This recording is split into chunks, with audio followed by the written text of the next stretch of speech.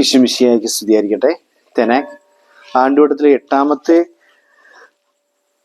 ആഴ്ചയിലെ ചൊവ്വാഴ്ച മെയ് 26-ാം തീയതിയാണ്. വിശുദ്ധ ഫിലിപ്പ് നേരിയുടെ തിരുനാൾ ദിവസം കൂടിയാണ്.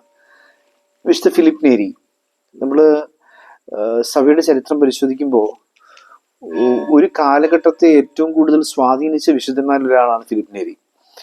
ഒരു വലിയ മിഷണറി ആകണമെന്ന ആഗ്രഹം, ഫ്രാൻസിസ് സേവിയറിനെ പോലെ മിഷണറി ആകണമെന്ന ആഗ്രഹമൊക്കെ ഉള്ളിൽ കൊണ്ടുനടന്ന ഇഗ്നേഷ്യസ് ലോയോള സ്ഥാപിച്ച ജെസ്യൂട്ട് സഭയിലെ അംഗമാണ്. അദ്ദേഹത്തിൻ്റെ തീക്ഷ്ണമായ വിശുദ്ധിയോടുള്ള ഭ്രമം, അതുപോലെ തന്നെ വളരെ രസകരമായ തമാശകൾ പറഞ്ഞുകൊണ്ട് ഭയങ്കര ചിയർഫുൾ ആയിട്ട് ജീവിക്കുക എന്ന് പറയുന്നത്, cheerfulness is the part of holiness എന്ന രീതിയിൽ ജീവിച്ചൊരു മനുഷ്യൻ. അപ്പോൾ ഇദ്ദേഹത്തെക്കുറിച്ചുള്ളൊരു വളരെ മനോഹരമായ ഇറ്റാലിയൻ സിനിമയുണ്ട്. അത് ഇംഗ്ലീഷിൽ അതിന് ആ സിനിമയുടെ പേര് ഐ പ്രിഫർ ഹെവൻ എന്നാണ്. ഞാൻ സ്വർഗം തിരഞ്ഞെടുക്കുന്നു, അങ്ങനെയാണ് ചിത്രത്തിൻ്റെ പേര്. വളരെ രസകരമായ സിനിമയാണ്, യൂട്യൂബിലൊക്കെ ലഭ്യമാണെന്ന് തോന്നുന്നു. നമ്മൾ ഇന്നത്തെ സുവിശേഷമായിട്ട് വായിക്കുന്ന മർക്കോസ് സുവിശേഷം 10-ാം അധ്യായം 28 മുതൽ 31 വരെയുള്ള വാക്യങ്ങൾ. പത്രോസ് ഈശോയോട് ചോദിക്കുന്ന ഒരു ചോദ്യമാണത്.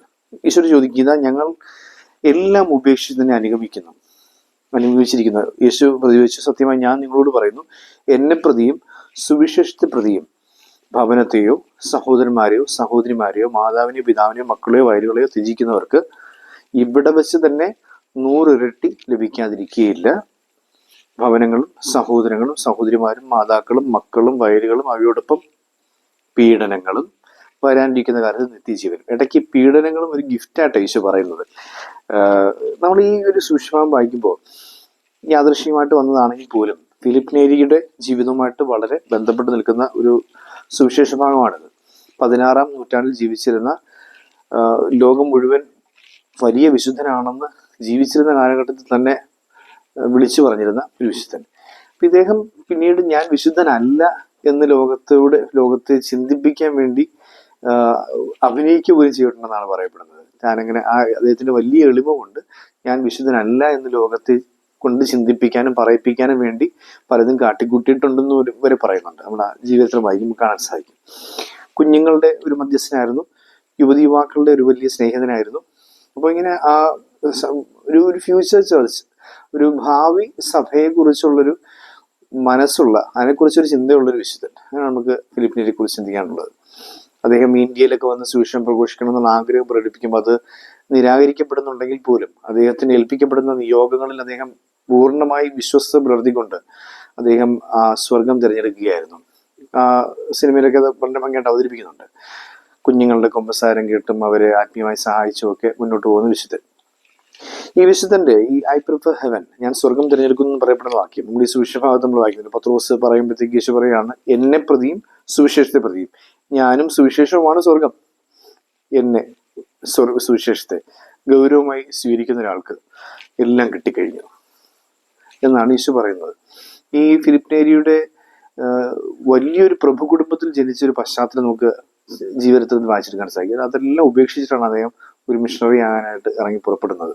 എല്ലാം ഉപേക്ഷിച്ച് കളഞ്ഞിട്ട്. അതിനേക്കാളും രസകരമായ ഒരു വസ്തുത, അദ്ദേഹത്തിന്റെ വലിയ വ്യക്തിപ്രാഭവവും വിശുദ്ധിയും ഒക്കെ കണ്ടിട്ട് ക്ലെമന്റ് 8-ാമൻ പാപ്പ അദ്ദേഹത്തെ കർദിനാൾ ആകാനായിട്ട് വിളിക്കുന്നുണ്ട്. അപ്പൊ കർദിനാളിന്റെ വലിയ ബഹുമാന്യകരമായ തൊപ്പി എന്നൊക്കെ പറയുന്നത് അതിങ്ങനെ കളിപ്പാട്ടം പോലെ ആകാശത്തേക്ക് ഇങ്ങനെ പൊക്കിയിട്ടിട്ട് പറയുന്നു, എനിക്കിത് വേണ്ട. ഒരു അനാദരവായി, നമ്മുടെ ഒരു സാംസ്കാരിക പശ്ചാത്തലത്തിന് അനാദരവായിട്ടൊക്കെ നമ്മൾ ഫീൽ ചെയ്യുമെങ്കിലും അങ്ങനെ അനാദരവ് കാണിച്ചെന്നുള്ള രീതിയിലല്ല. പക്ഷെ അതിനെ നിസ്സാരമായിട്ട് എനിക്ക് ഈ ലോകത്തിൻ്റെതായിട്ടുള്ള ബഹുമതികളോ ബഹുമാനമോ പ്രീതിയോ ഒന്നും വേണ്ട, എനിക്ക് സ്വർഗമാണ് വേണ്ടത്. ഇതിൻ്റെയൊക്കെ പുറകെ ഞാൻ പോയാൽ സ്വർഗം എനിക്ക് നഷ്ടപ്പെട്ടു പോകും. അതുകൊണ്ട് എനിക്ക് സ്വർഗം മതി, ഇത് വേണ്ട. എനിക്കിങ്ങനെ വലിയ പൊസിഷൻസ്, അധികാരങ്ങൾ, ഇങ്ങനെ നമ്മൾ പറയാറുണ്ട്. നമ്മളിപ്പം രൂപതയെ സംബന്ധിച്ചിടത്തോളാണെങ്കിൽ പല പല അധികാരങ്ങളൊക്കെ ഉണ്ട്. നമ്മളിങ്ങനെ വികാരി ജനറൽ, എപ്പിസ്കോപ്പൽ വികാർ, അല്ലെങ്കിൽ ഫെറോന വികാർ, അല്ലെങ്കിൽ അങ്ങനെ ഓരോ ടൈറ്റിലുകളൊക്കെ ഉണ്ടല്ലോ. അല്ലെങ്കിൽ പിന്നെ കുറെ പൊസിഷൻസ് ഒക്കെ ഉണ്ട്. ചില സ്ഥാപനങ്ങളുടെ മേധാവികൾ, അല്ലെങ്കിൽ ചില മിനിസ്ട്രി മേധാവികൾ എന്നൊക്കെ പറഞ്ഞ ഈ പൊസിഷൻസിന് വേണ്ടി മാത്രം ജീവിതം തീരെഴുതി കൊടുത്ത് അതിനുവേണ്ടി ഇരന്ന് അതിനുവേണ്ടി എന്ത് വഴിവിട്ട് ഇതിലൂടെ പോവുകയൊക്കെ ചെയ്യുന്ന ഒരുപക്ഷെ വൈദികർ തന്നെ നമുക്ക് കാണാനായിട്ട് സാധിക്കും. അതുപോലെ തന്നെ അൽമാരുണ്ട് സഭാപരമായിട്ടുള്ള നേതൃസ്ഥാനങ്ങളിലേക്ക്. നമ്മൾ ഈ അടുത്ത കാലത്തായിട്ട് മുഖ്യമന്ത്രി സ്ഥാനത്തിന് വേണ്ടിയുള്ള ചർച്ചയും തർക്കങ്ങളും ഒക്കെ കേരളം കണ്ടിങ്ങനെ കണ്ണുതള്ളി നിൽക്കുന്നൊരു കാലഘട്ടത്തിൽ കൂടിയാണല്ലോ.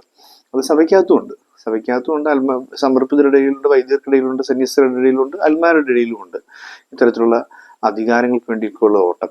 അപ്പം ഈ ഫിലിപ്പിനേരി പഠിപ്പിക്കുന്നൊരു കാര്യമുണ്ട്, ഇത് വേണ്ട എനിക്ക്, ഇതിന്റെ പുറകെ ഞാൻ പോയിട്ടുണ്ടെങ്കിൽ എനിക്ക് നഷ്ടപ്പെടാൻ പോകുന്നത് സ്വർഗമാണ്. So I prefer paradise. ഞാൻ സ്വർഗമാണ് പ്രിഫർ ചെയ്യുന്നത്, തിരഞ്ഞെടുക്കുന്നത്. എനിക്കത് മതി എന്ന് പറയുമ്പോൾ ഇതൊന്നും വേണ്ട എന്ന് തന്നെയാണ് ഞാൻ അർത്ഥമാക്കുന്നത്. എന്ന് പറഞ്ഞുകൊണ്ട് ആ കർദിനാൾ സ്ഥാനം വരെ ഉപേക്ഷിച്ച ഒരു വിശുദ്ധനായിട്ടാണ് നമ്മൾ ഫിലിപ്പിനേരിയെ കാണാൻ സാധിക്കുക. അപ്പോൾ ഈ വിശുദ്ധന്റെ വലിയൊരു detachment to the world and attachment to the heaven എന്ന് പറയുന്നൊരു കാര്യമുണ്ടല്ലോ. ഈ സ്വർഗത്തോട് ചേർന്നിരിക്കാൻ വേണ്ടിയുള്ള കൊതിയും അതിനുവേണ്ടി ലോകത്തെ തള്ളിപ്പറയാൻ വേണ്ടിയുള്ള തീക്ഷ്ണതയും ആർജവത്വവും നമ്മൾ നമ്മുടെ ജീവിതത്തിലേക്ക് പകർത്താനായിട്ട് ശ്രമിക്കേണ്ടതാണ്. അങ്ങനെ ജീവിക്കാനുള്ള കൃപയ്ക്കായിട്ടാണ് നമ്മൾ ഓരോരുത്തരും പ്രാർത്ഥിക്കേണ്ടതായിട്ടുള്ളത്. ചില നേരങ്ങളിലെങ്കിലും നേരത്തെ പറഞ്ഞ രീതിയിൽ സ്വർഗം പ്രിഫർ ചെയ്യാതെ, സ്വർഗം ചൂസ് ചെയ്യാതെ പകരം ലോകം ചൂസ് ചെയ്യാൻ വേണ്ടിയുള്ള ഒരു ടെൻഡൻസിയൊക്കെ നമുക്ക് എല്ലാവർക്കും ഉണ്ടായിരിക്കാം. പക്ഷെ അതിനെ മറികടന്ന് എനിക്ക് സ്വർഗം മതി എന്ന ചിന്തയോടുകൂടി ജീവിക്കാനുള്ള കൃപ തരണമെന്ന് നമുക്ക് ഇന്നേ ദിവസം വിശുദ്ധ ഫിലിപ്പിനേരിയുടെ മാധ്യസ്ഥം വിചാരിച്ച് പ്രാർത്ഥിക്കാം. ദൈവം നമ്മെ അനുഗ്രഹിക്കട്ടെ.